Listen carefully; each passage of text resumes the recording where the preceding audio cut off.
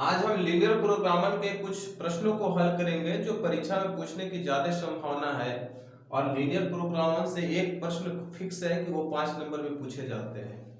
तो आज हम लीनियर प्रोग्रामर के कुछ प्रश्नों को हल करेंगे, लेकिन लीनियर प्रोग्रामर के प्रश्नों को हल करने से पहले आप लीनियर प्रोग्रामर के कुछ कॉमन बातों को समझिए, जहां आप प्रश्न बनाते समय थोड़ा कंफ्यूज हो सकते हैं। तो आइए इन कॉमन चीजों को हम समझ लेते हैं। कोई भी रेखा किसी कार्तीय तल को दो भागों में बांट देता है। ये आप जो देख रहे हैं कार्तीय तल, ये जो कार्तीय तल आप देख रहे हैं इसे हम कहते हैं O। आप शायद जानते हैं ये x हो गया, ये x डैश हो जाएगा, ये y हो गया, ये y डैश हो गया। ये x डैश जो है, x डैश जो है x positive, x negative, y positive, y negative. ये जो लाइन है ये y बराबर 0 की लाइन होती है, और ये जो लाइन है वो x बराबर 0 की लाइन होती है। जब हमें x ग्रेटर देन 0 लेना होता है तो ये x बराबर 0 की लाइन है। जब x ग्रेटर देन 0 तो हम इस लाइन के आगे चलेंगे। उसी प्रकार x लेस देन 0 लेना पड़े तो हम इस लाइन को इधर आएंगे बाएं। उसी प्रकार y ग्रेटर देन 0 लेना पड़े तो ये जो हमारा जो वैल्यू है ये किसका है, y बराबर 0 की लाइन है। y ग्रेटर देन ऊपर जाएगा और y लेस देन इस रेखा की का आएगा, नीचे आएगा। ध्यान से समझिए। और कोई रेखा इस तल को दो भागों में बांट देता है। ये यदि तिरछी रेखा हो तो इसके ऊपर वाली जो भाग है इसको हम कहते हैं ऊपरी तल, ऊपरी तल। और इसकी इस रेखा के जो नीचे वाले भाग है इसको हम कहते हैं निचली तल, निचली तल। उसी प्रकार कोई यदि रेखा इसको सीधा बांटे, कोई रेखा इस तल को यदि सीधा बांट दे तो आप देख सकते हैं ये जो यदि कोई रेखा इसको ऐसे सीधे बांट दे, ऐसे सीधा काटे, तो ये जो रेखा है इस रेखा के आगे वाले जो भाग कहलाते हैं इसको हम कहते हैं दायां तल, दायां तल। और इस रेखा के पीछे वाले जो भाग है उसको हम कहते हैं बायां तल, बायां तल। तो ध्यान रखें इन चीजों की कि किसी भी कार्तीय तल को एक रेखा दो भागों में बांट देती है। यदि रेखा तिरछे हो, ऐसे हो चाहे ऐसे हो, तो रेखा के ऊपरी वाले भाग जो है ऊपरी तल कहलाते हैं, रेखा के नीचे वाले भाग को हम निचली तल कहते हैं। यदि कोई रेखा इस तल को सीधा बांटे तो इस रेखा के आगे वाले जो तल है उसको हम दायां तल कहते हैं। इस रेखा के जो पीछे वाले तल है इसको हम बायां तल कहते हैं। या इसके ऊपर वाले भाग को हम ऊपरी तल कहेंगे और इसके नीचे वाले भाग को हम क्या कहेंगे, निचली तल कहेंगे। इन चीजों को आप समझिए। इसके बाद हम प्रश्न की ओर आते हैं। और ध्यान दें, जब हमें किसी को y ग्रेटर देन 0 लेना होगा तो ये जो लाइन है ये किसका है, y बराबर 0 का। और इस लाइन से हम क्या लेंगे, y ग्रेटर देन 0 तो y के ऊपर जाएंगे, y लेस देन 0 तो y के नीचे आएंगे। x ग्रेटर देन 0 लेना होगा तो ये लाइन x बराबर 0 की है, ग्रेटर देन तो इस लाइन से हम आगे जाएंगे। और लेस देन लेना होगा तो इस लाइन से हम आएंगे, पीछे आएंगे। इन चीजों को आप चाहे तो उतार लें। इसके बाद हम प्रश्नों की ओर चलते हैं और आइए देखते हैं प्रश्न क्या है। तो आइए इन प्रश्नों को देखते हैं।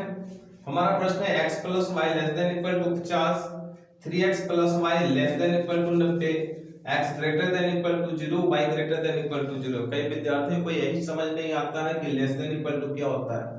तो x greater than equal to 0 इसका मतलब जो चौड़ा मुंह है वो बड़ा होगा, यानी x का वैल्यू 0 से बड़ा, जिसका पत्थर पतला वाला मुंह है छोटा होगा। और x greater than 0, x greater than equal to 0 यानी x का वैल्यू या तो 0 हो सकता है या फिर 0 से बड़ा हो सकता है। उसी प्रकार y लेस देन 0 इसका मतलब है कि y का वैल्यू 0 से छोटा है। y less than equal to 0 इसका मतलब हो गया कि y का वैल्यू या तो 0 है या तो फिर 0 से छोटा है। तो ये आप देख सकते हैं कि जिधर ये मुंह खुला होता है वो बड़ा का निशान है और जिधर पतला वाला होता है वो छोटा होता है।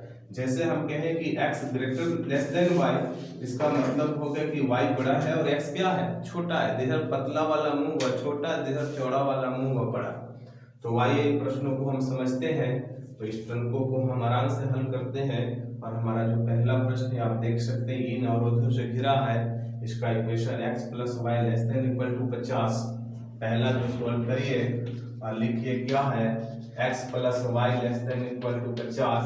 सबसे पहले असमीका को हल करने के लिए ये जो लेस देन और ग्रेटर देन वाला जो चिन्ह है उसको पहले हटाइए और समीकरण को बराबर कीजिए। तो हम समीकरण को, ये लेस देन ग्रेटर देन वाला जो चिन्ह होता है उसको हटाइए और इक्वेशन को बराबर कीजिए। तो हमने इसको हटाया तो हमारा इक्वेशन x + y 50 हो गया। अब सीधा सा इसका आप जैसे रैखिक इक्वेशन बन गया, और रैखिक इक्वेशन बन गया तो आपने 10 क्लास में पढ़ा होगा। इसका हल ज्ञात करें तो x और y ले, x और y का ऐसा वैल्यू डाले ताकि ये 50 हो जाए। तो यदि हम x का वैल्यू 0 डाल दें और y का वैल्यू 50 डाल दें तो ये 0 + 50 50 के इक्वल हो जाएगा। अब एक बार x का वैल्यू 20 डालिए और y का वैल्यू 30 डालिए तो 30 और 20 क्या हो जाएगा, 50 हो जाएगा। बस इतना काम हो गया। अब दूसरा में आइए, हमारा जो दूसरा है वो क्या है, 3x। पुनः हमारा क्या है, 3x + y ≤ 90। तो जब भी असमीका का आदि ग्राफ तिरना हो तो ये ग्रेटर देन और लेस देन वाला पहले हटाओ और इस इक्वेशन को बराबर के बराबर कीजिए, बराबर का चिन्ह लगाइए। फिर 3x + y किसके इक्वल हो जाएगा, 90 के। और इसमें से x और y का वैल्यू चूज कीजिए।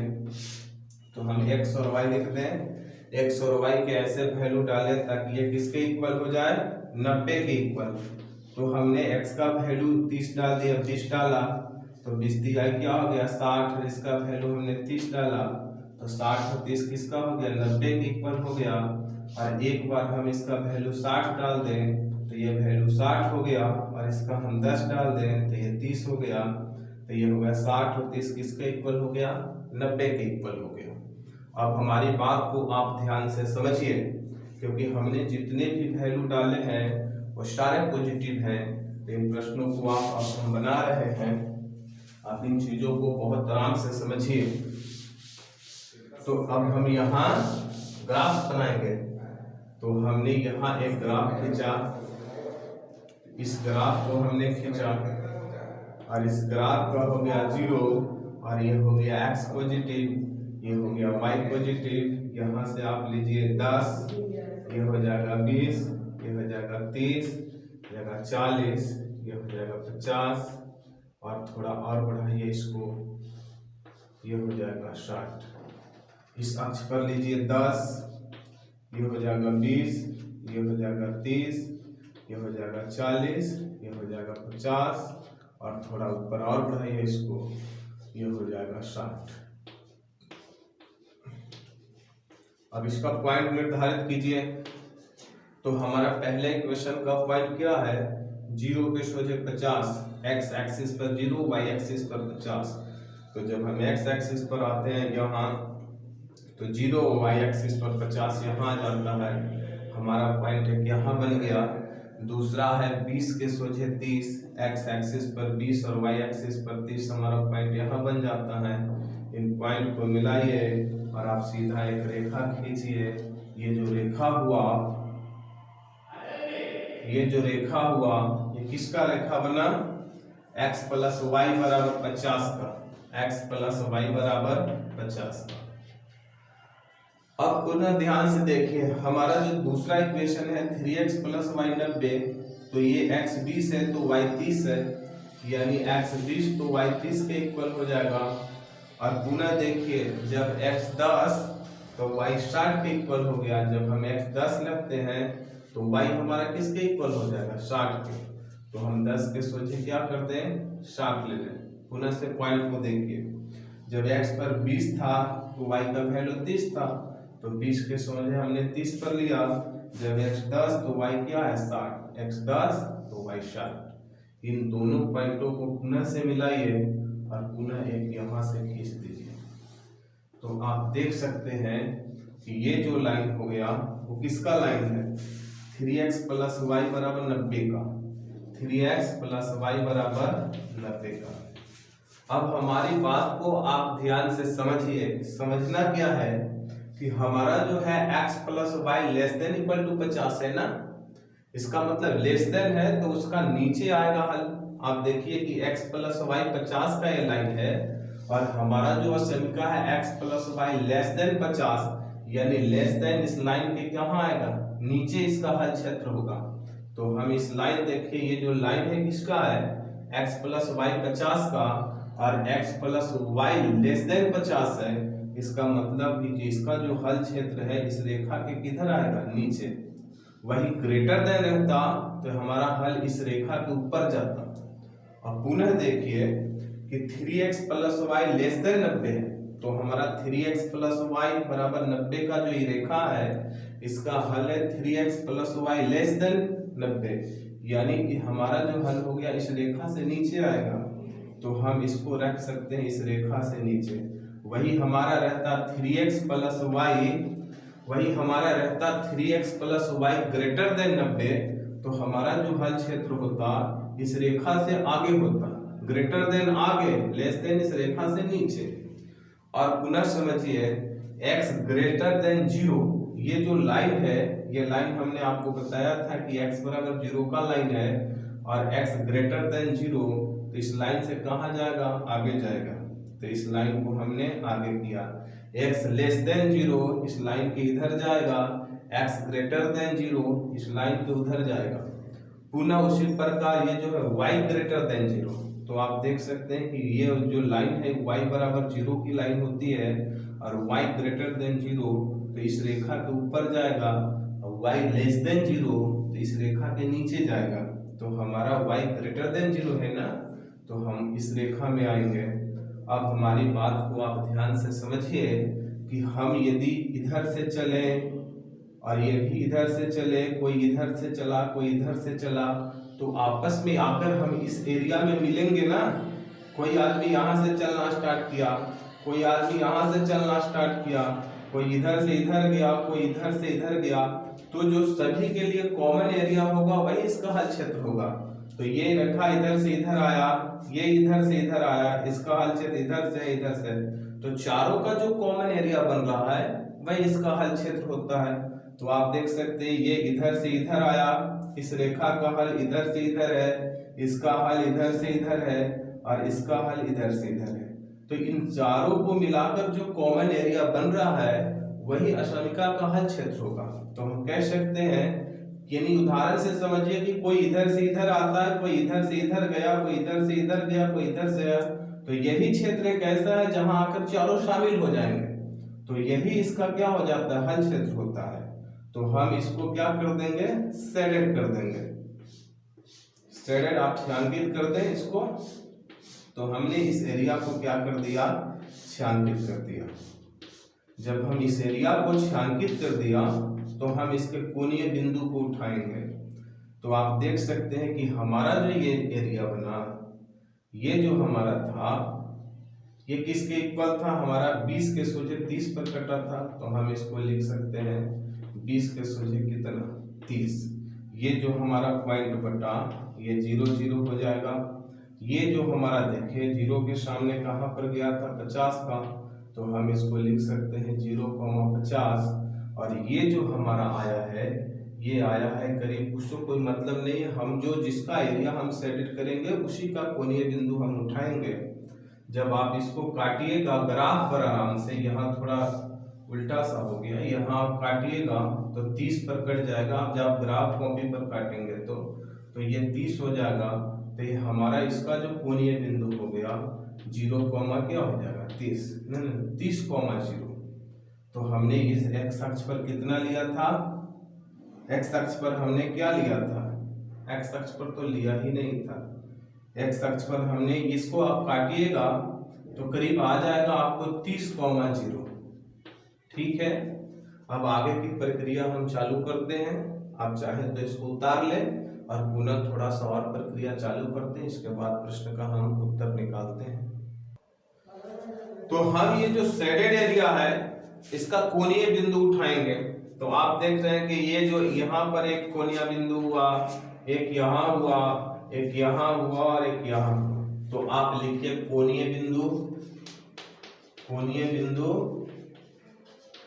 और पुनः लिखिए z का संगत मान।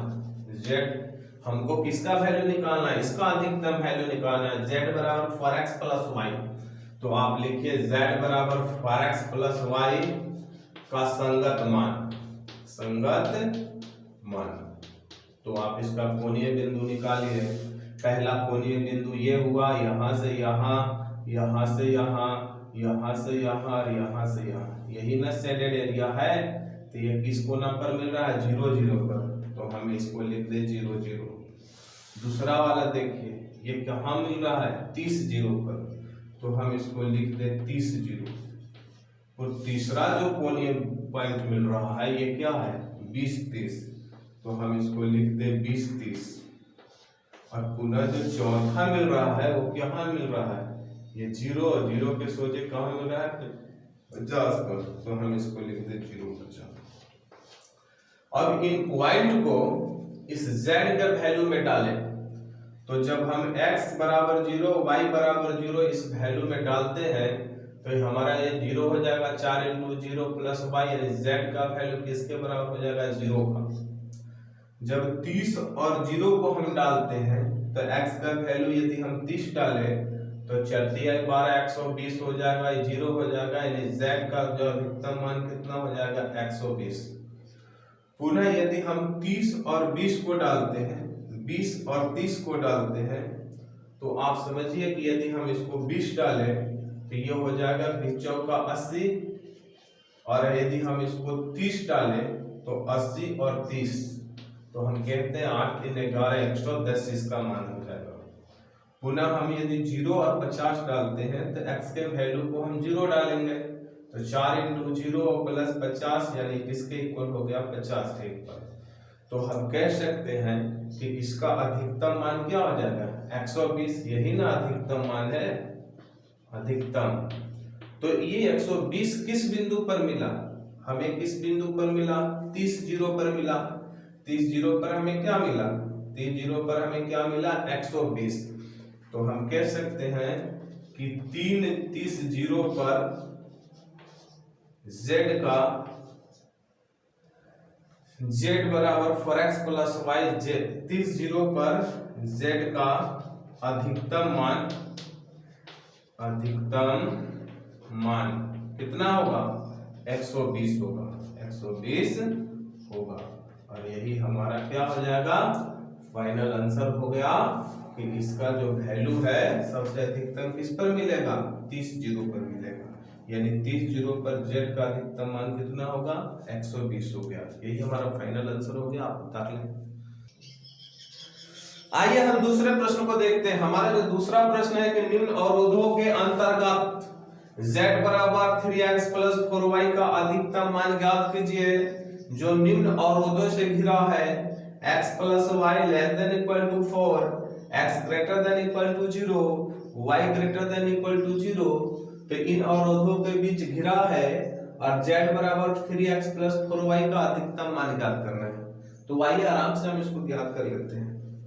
तो हम यहाँ लिख देते हैं सॉल्व, और चूंकि लिखते हैं, चूंकि z किसके बराबर है, 3x प्लस 4y का, इसको नहीं लिखे, चूंकि इन अवरोधों के लिखो x plus Y less than equal to किसके बराबर है, 4 के। सबसे पहले लेस देन और ग्रेटर देन का चिन्ह हटाइए और बराबर का चिन्ह लगाइए, तो x प्लस वाई किसके बराबर हो जाएगा, 4 के। और ये जो आप देख रहे हैं इसमें x और y का वैल्यू डालिए, तो ये आप देख सकते हैं x और y का ऐसा वैल्यू डालिए कि 4 हो जाए। तो सबसे आसान तरीका है कि एगो के 0 रख दीजिए और एगो के 4 रख दीजिए। तो x के वैल्यू 0 रख दे और y का वैल्यू 4 रख दे, तो इक्वेशन 4 हो जाएगा। अब इसको 0 रखो और इसको 4 रखें, तो ये वैल्यू 4 के इक्वल हो गया। बस आप कुछ करना नहीं है, आप सीधा ग्राफ उठाइए और ग्राफ पर तीर दीजिए। ये बहुत आसान सवाल है जी, आप आराम से इसको समझिए। ये 0 हो गया, ये x हो गया, ये y हो गया, इस पर पॉइंट लीजिए 1, ये 2, और इस पर हमने लिया 3, इस पर लीजिए 4 गो है तो 4 गो लीजिए, और इस पर लीजिए 1, ये हो जाएगा 2, हो जाएगा 3, और ये हो जाएगा 4।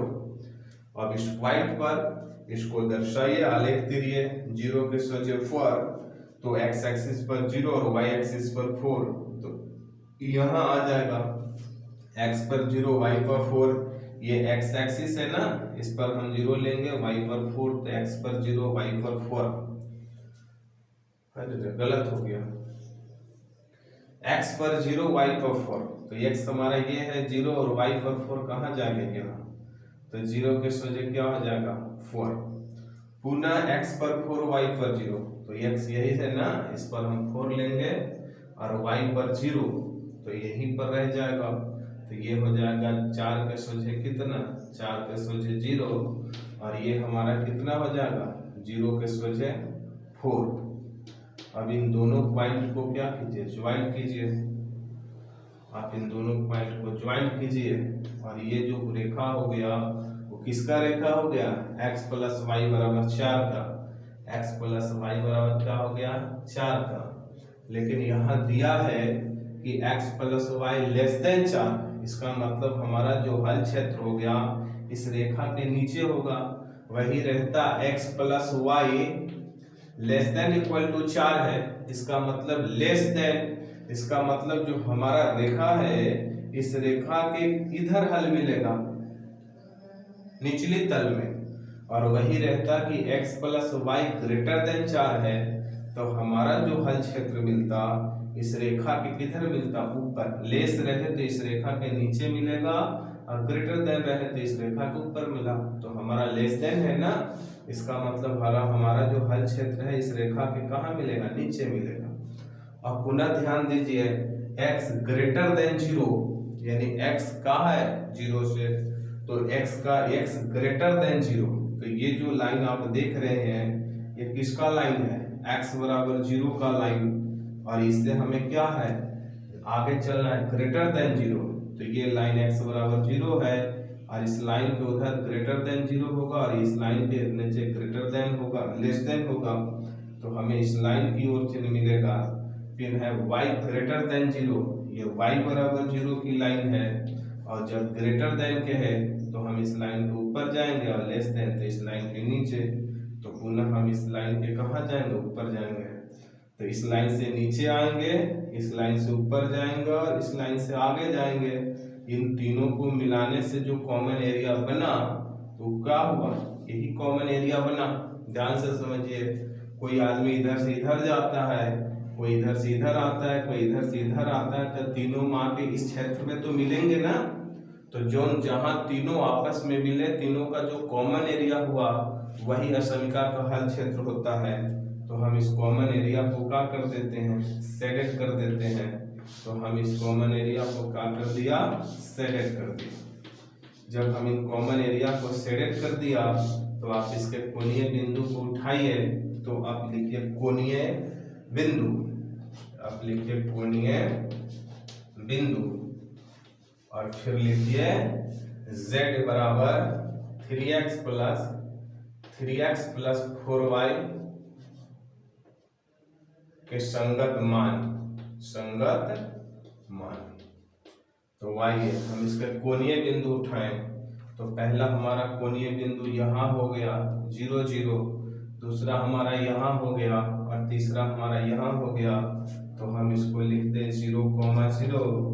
हमारा जो दूसरा हो गया ये क्या हो गया 4,0, और हमारा जो तीसरा हो गया वो क्या हो गया 0,4। तो इन वैल्यूओं को आप इसमें डालिए, इन वैल्यू को आप z वाले वैल्यू में डालिए, तो आप 0 0 डालिएगा, x का वैल्यू 0, y का वैल्यू 0, तो ये 0 हो जाएंगे, 0 हो जाएंगे और 0 0 मिलके 0 हो जाएंगे। जब x का वैल्यू 4 और y का वैल्यू 0 डालिएगा तो 4 3 12 हो जाएगा, प्लस 0 यानी 12 के इक्वल हो जाएगा, और जब 0 और 4 डालिएगा तो x का वैल्यू आप कितने डालेंगे, x का वैल्यू आप 0 डालिएगा तो 0 हो जाएगा, और y का वैल्यू आप 4 डालेंगे तो ये 4 का क्या हो जाएगा 16 हो जाएगा। तो हम कह सकते हैं, और यही हमारा क्या हो गया अधिकतम, तो हम कह सकते हैं कि 0 4 पर z का अधिकतम मान कितना होगा 16 होगा, तो हम यहाँ लिख सकते हैं 0.4 पर z का अधिकतम मान 16 होगा। और यही हमारा हो गया फाइनल आंसर। इसी तरह से इन प्रश्नों को आप समझ गए, तो इसी तरह से बनाइए। हर प्रश्न का कॉन्सेप्ट एक ही है और हर का बनाने का तरीका अलग है। हमने इस वीडियो में काफ़ी समझाने की कोशिश की है, फिर भी यदि आपको कुछ समझ में नहीं आए तो आप इन कमेंट बॉक्स में रखें। तब तक के लिए जय हिंद।